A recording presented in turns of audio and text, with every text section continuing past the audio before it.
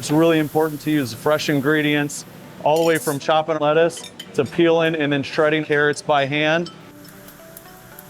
All right, you ready to set the salad up for me? I am. Let's do it. Jordan made the sauce for this cauliflower and tandoori chicken tonight, and it's beautiful. How you feeling about that tonight? You feeling good? Really good. Let's get it. Let's get it. We get to see our customers every day, so we get really great, honest feedback, and then you start to realize that you work in their home, and you get to know your residents, and you get to hear fun stories and things like that that really make you look at senior living a little different.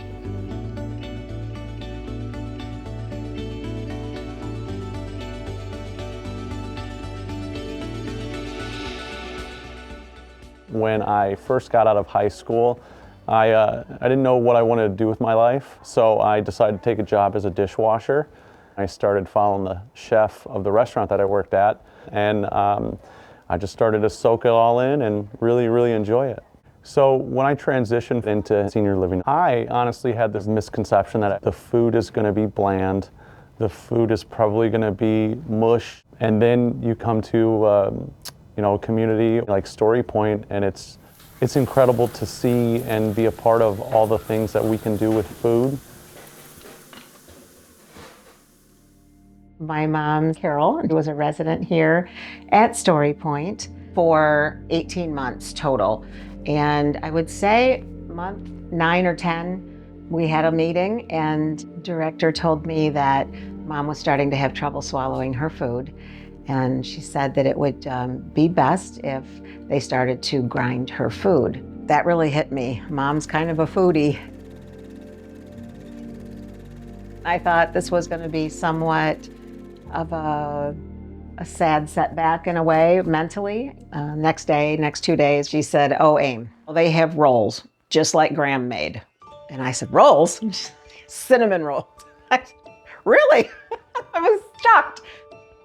The goal of our Powerful Puree program is to make the purees look as close to regular textured food as possible.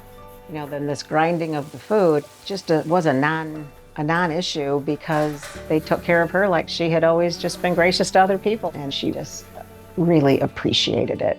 And she did. I did, but she really did.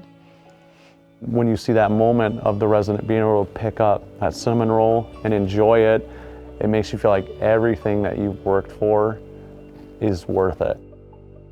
Our philosophy around food is that food is medicine. We believe it has the power to connect people, it has the power to nourish people, and it has the power to support health. We're really excited. I hope you're enjoying the heart icon on your menus. Those are all recipes that Gary and I approve because they're a bit lower in sodium, they have high fiber, they have mind diet ingredients like whole grains or dark leafy greens. So today what you see out here is a beautiful spread of all those really impactful mind diet ingredients. What did you think? I like the baby, the little one. Me too, Yeah. me too. We choose fresh herbs for seasoning and nutrient protective ways of cooking. This results in visually inviting, colorful plates. We also purchase our microgreens from Square Roots. Microgreens can have enhanced flavors and have way more nutrients than those mature versions. One of our superpowers is that dietitians partner with chefs. So pairing with Gary is how we have sort of fine-tuned what our heart icon is. And he can test them real time with the residents at his community. When the Italian says the soup is good, that means it's great when it's Italian wedding soup, right? That's perfect. That's what we want. Well, I was a chef for the past 35, 40 years of my career. But in the beginning, I started out as a line cook. The attention here between the food and the community, it binds you together. I have got more friends now. I know everybody's name in the place, and it's a time where you get together, everybody's enjoying the food, and you're enjoying the friendship and the fellowship that you're, sharing with other people. What food does in this kind of setting is it brings people together from all walks of life. Everyone has a past that steps foot in this community. Everyone has a history of things that they've eaten and stories that they've shared around the dinner table. And when we're able to provide food as kind of like a centerpiece for those conversations, it's making you forget everything else.